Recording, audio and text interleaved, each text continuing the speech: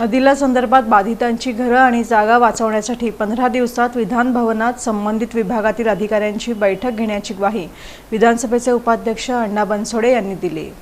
राष्ट्रवादी काँग्रेसचे प्रदेश उपाध्यक्ष आनंद चंदनशिवे यांच्या विनंतीवरून विधानसभेचे उपाध्यक्ष अण्णा बनसोडे शुक्रवारी सोलापूर दौऱ्यावर आले होते।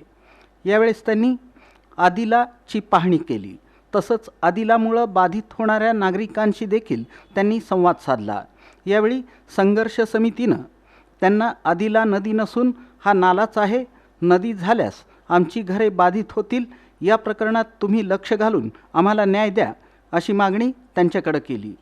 विधानसभेचे उपाध्यक्ष अण्णा बनसोडे यांनी आदिला नदी आहे की नाला या संदर्भात संबंधित विभागातील अधिकाऱ्यांची लवकरच विधानभवनात 15 दिवसात बैठक लावण्याचं आश्वासन देताना बाधितांची घरे वाचवण्यासाठी पुढाकार घेण्याची ग्वाही त्यांनी यावेळी दिली।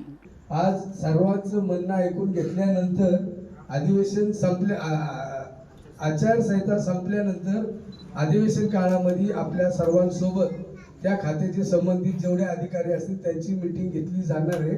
पण मी तुम्हाला एवढं आश्वासन देऊ शकतो की ज्या तुम्ही भयभीत झालेले असा कुठलाही प्रकार होणार नाही आणि जेणेकरून जास्तीत जास्त घरं कशा प्रकारे वाचली जातील त्यासाठी आज आम्ही असं संघर्ष समितीचे सर्व सभासद असतील, आनंद चंदनशिवे असतील, दशरथ कसबे असतील, गणेश पुजारी असतील, सामाजिक क्षेत्रामध्ये काम करत असताना सर्वजणच तुमच्या पाठीशी मजबूतपणे उभं राहील एवढंच या ठिकाणी सांगतो।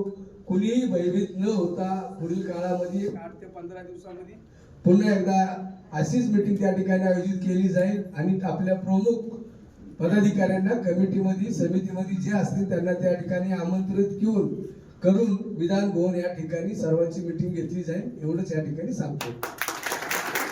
यावेळी राष्ट्रवादी काँग्रेसचे प्रदेश उपाध्यक्ष आनंद चंदनशिवे, उद्योजक तुकाराम गायकवाड, DK ग्रुपचे संस्थापक दशरथ कसबे, माजी नगरसेवक गणेश पुजारी, हृदयनाथ मोकाशी, प्रमोद पाटील, विजय चव्हाण, श्याम बिराजदार, गणेश मुगुडकर, सारंग लिगाडे, राहुल चंदेले, भारत पाटील, गुरु बालकोटे, मिर्जे सर, देवकुळे, नितीन महिंद्रकर, सतीश भागवत, अविनाश पवार, आनंद अनुशे, सतीश पडवळकर, राजू बारगजे यांच्यासह नागरिक उपस्थित होते।